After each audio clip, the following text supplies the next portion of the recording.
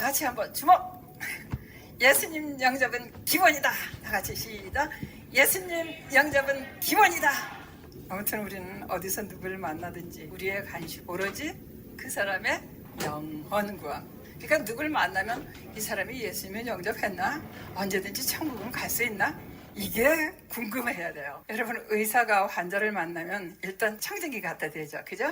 그래서 혹시 석연치 않으면 MRI 같은 특수 촬영을 해가면서 환자의 건강 상태를 아주 자세히 진찰한 다음에 거기에 맞춰서 처방을 하고 치료를 합니다.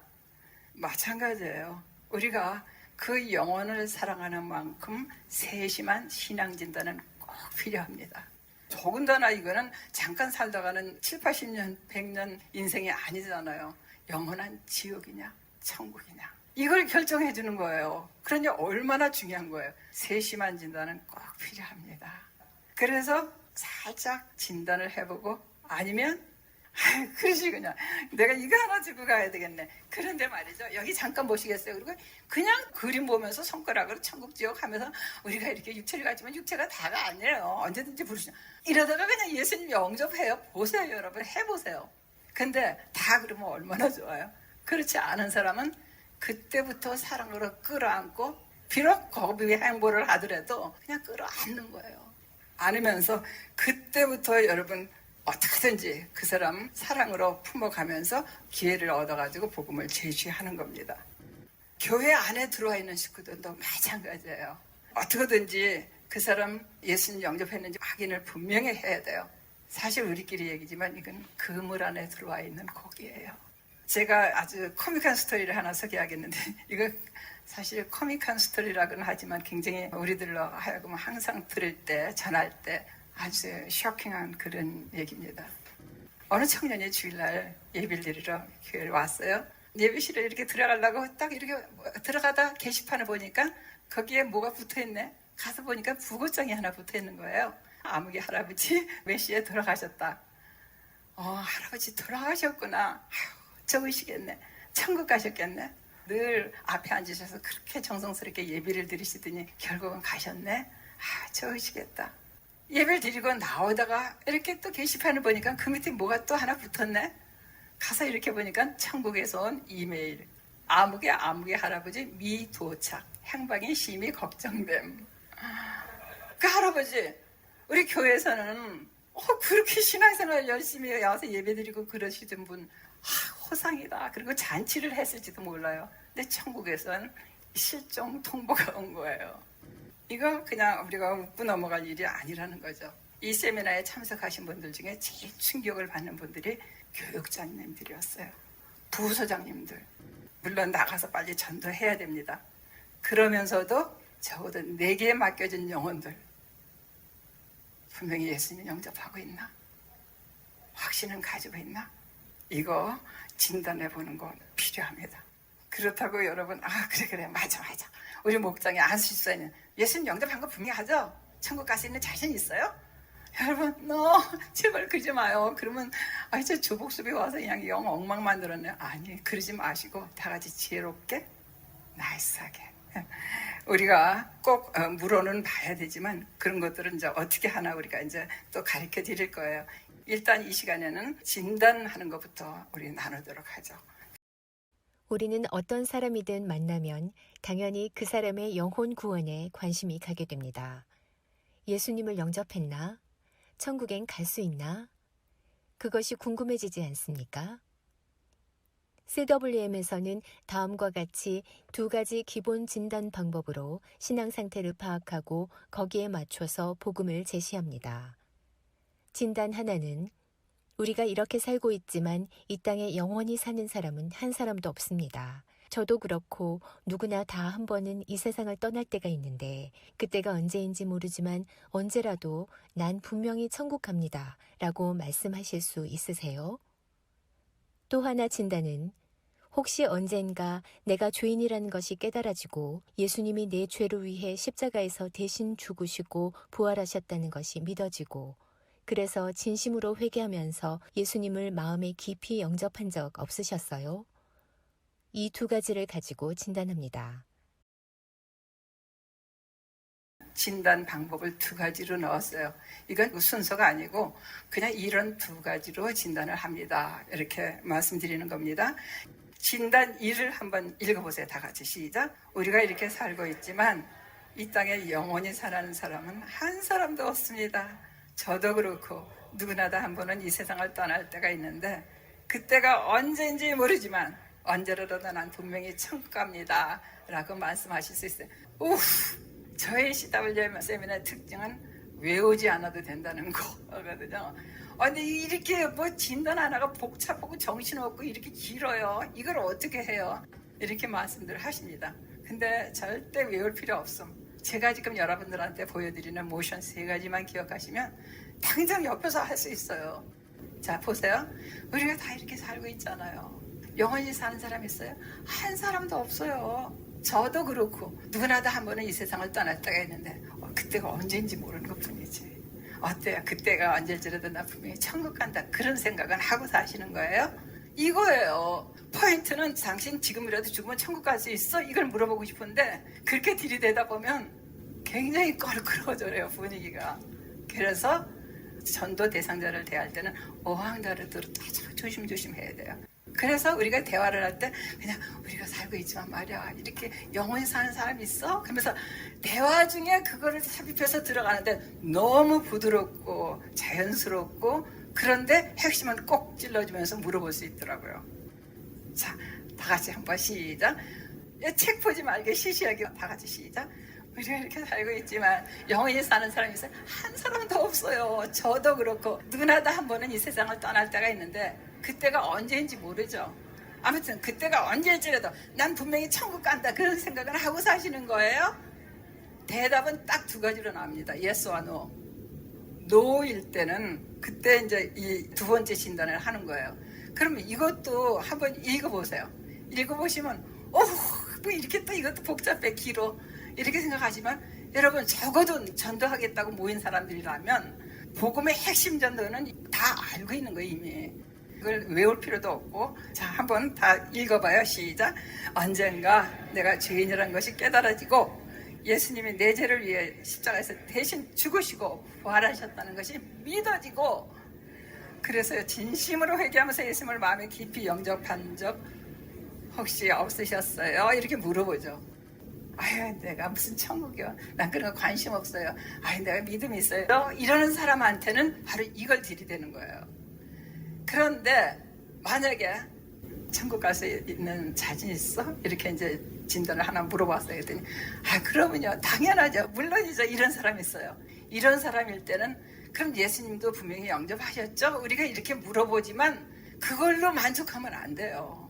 사람들은 그저 예수님을 영접했다는 게 그냥 어떤 때 찬양 부를 때 그냥 가슴이 뜨거워져서 울었다는가, 기도하다가 병이 나았기 때문에 이제 난 예수님 위해서 살 거야 뭐 이런다는 사람, 이런 여러 사람들이 있어요. 그래서 우리는 그걸 그냥 훅 넘어가는 게 아니고 그럴 때 이걸 가지고 그럴 때는 조심스럽게 앞뒤에 조금 붙이세요. 그러니까 물론 하면서 한번 읽어보세요. 시작. 그러니까 물론 언젠가 내가 죄인이라는 것이 깨달아지고 예수님이 바로 내 죄를 위해서 십자가에서 죽으시고 부활하셨다는 게 믿어지고 그래서 회개하면서 예수님을 마음에 모시고 그러고 사시는군요. 그때는 끝에를 포지티브로 물어보는 거예요. 자, 이제 제가 여러분들을 도와드릴 테니까 그걸 계속 들으시면서 같이 옆에 분한테 오른쪽에 계신 분이 왼쪽에 계신 분한테 한번 해보세요. 시작. 자, 한번 여쭤봅니다. 책 보지 말고 제가 그럼 이거 마이크로 해서 크게 해드릴 테니까 들으시면서 옆에 분한테 얘기하는 거예요. 자, 다 같이 시작. 우리가 이렇게 살고 있지만 영원히 사는 사람이 있어요? 한 사람도 없어요. 저도 그렇고 누구나 다 한 번은 이 세상을 떠날 때가 있는데 그때가 언제인지 모르죠. 아무튼 그때가 언제일지라도 난 분명히 천국 간다 그런 생각을 하고 사시는 거예요. 자, 그럼 그분이 한번 대답을 해봐요. 뭐라고 대답하시겠어요? 노라고 한번 해. 내가 믿음이 있어야지. 내가 그런 건 관심 없어 살기도 바쁜데. 이래서요. 자, 그 다음에 그러면 또 이제 2번째 진단을 제가 이렇게 크게 해드릴 테니까 시작하세요. 그분한테. 그분 노 했어요. 자, 그러시구나. 혹시 언젠가 내가 죄인인 게 깨달아지고 예수님 바로 내 죄를 위해서 돌아가셨다는 게 이상하게 믿어지는 거예요. 그리고 그분을 진심으로 회개하면서 내 마음에 모신 혹시 그런 적도 없었어요? 이러면 그 사람이 아이 그런 적은 있었죠. 그러면 아까처럼 어머 그래요 그게 언제쯤이었어요? 이렇게 물어보지만 만약에 아이 나 그런 거 관심 없다니까요. 이 사람은 진단 결과가 예수님 영접 안 했음 확신도 없음 이렇게 나온 거예요. 아시겠죠? 자 반대로 자 반대분 물어봅니다. 제가 마이크를 크게 할게 그냥 입으로 들으면서 따라하세요. 우리가 이렇게 살고 있지만 말이야 영원히 사는 사람이 있어? 한 사람도 없어. 나도 그렇지만 언젠가 한 번은 우리 지수가 이 세상을 떠날 때가 있을 거 아니야. 그때가 언제일지라도 나 분명히 천국 간다. 그런 생각은 하고 사는 거예요. 이 사람이 예스 하세요 그럼. 아이 물론이죠. 당연하죠. 아이 그러면요. 그러니까 이렇게 살죠. 자 그때 잠깐 그때 예스 하는 사람 앞에서는 앞에다가 조금 붙이라 그랬죠.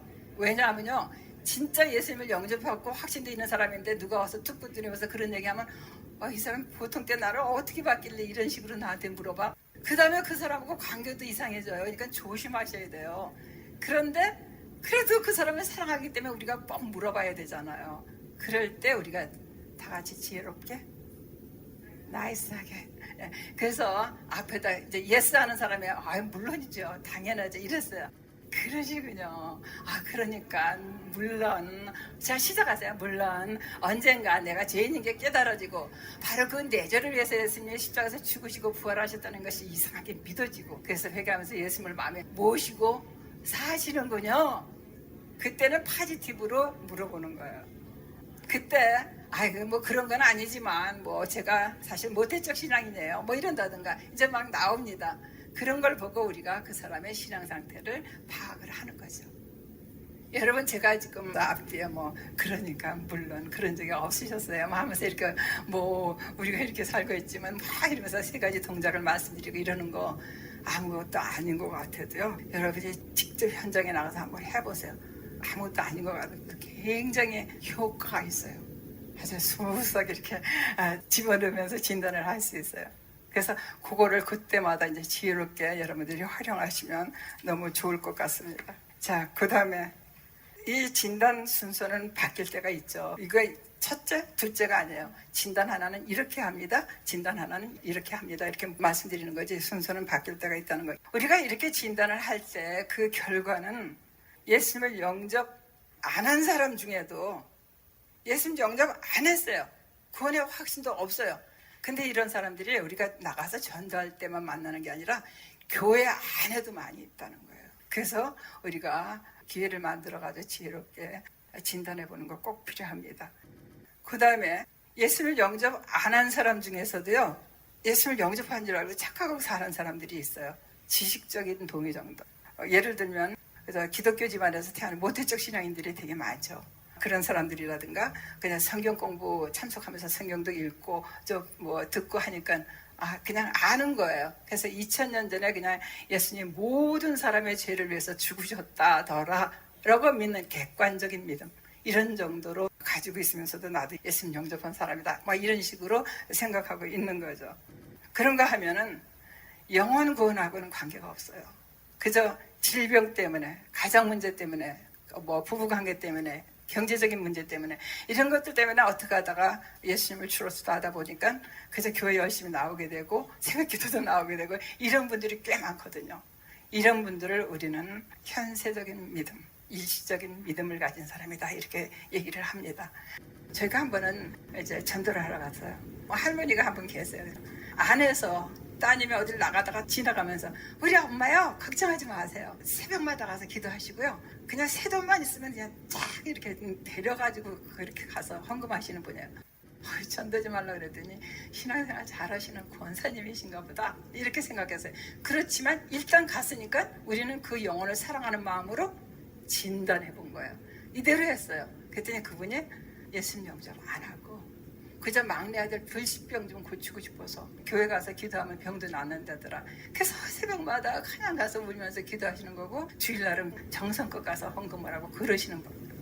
그러나 이런 분들도 우리가 진단을 통해서 확실히 알게 되죠. 그래서 이런 사람들은 되게 거의 다 물론 확신 없어요. 있다고 해도 착각하는 거예요. 그렇다고 우리가 당신을 좋아하지만 착각하고 있는 거예요. 이러면 안 되죠? 다 같이 지혜롭게 나이스하게. 자, 그 다음에 예수님을 영접한 사람들도 한 세 가지로 분류해 볼 수가 있는데, 예수님을 영접했어요. 근데 언제든지 난 분명히 천국 간다, 그런 생각하고 사시는 거죠? 하면, 저기 한계 있어야죠. 믿음이 있어야죠. 노력해야죠. 이런 분들 많아요. 여러분, 예수님을 영접하고 구원의 확신을 가지고 있다는 게 얼마나 중요한 건지 몰라요. 신앙생활은 자세가 달라진단 말이에요. 근데 이런 노력해야죠. 그때 가봐야 알죠. 이런 식으로 얘기를 하는 사람들 한계 있어요. 이런 사람들. 그런가 하면 예수님 영접했어요.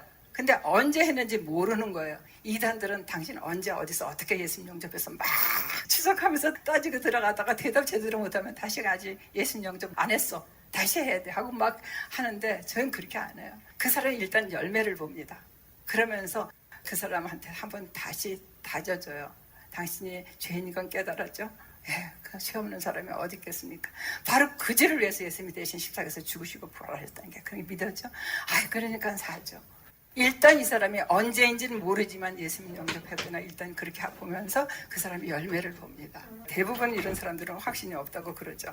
그 다음에 이제 마지막으로는 예수님을 영접한 사람, 분명히 제가 늘 그 얘기를 하는데, 샌프란시스코에 가서 샌드위치 가게 아저씨를 전도하는데, 아저씨, 그리고 제가 이제 얘기를 했더니, 난 지금 저거 고창 천국에, 그러면서 인상을 팍 쓰면서 막 이러는데, 내가 하도 어이가 없어서 알았어요. 그렇게 인상까지 쓰시면서 그러세요. 그러면서 내가 킥킥대고 웃으면서 나왔는데, 그렇게 지금 죽어도 곧장 천국 간다고, 분명히 나는 예수님 영접했다고 이런 사람들이 있어요. 근데 그런 사람들한테 알았어요, 그때는 그러고 왔지만 지금은 그렇게 안 합니다.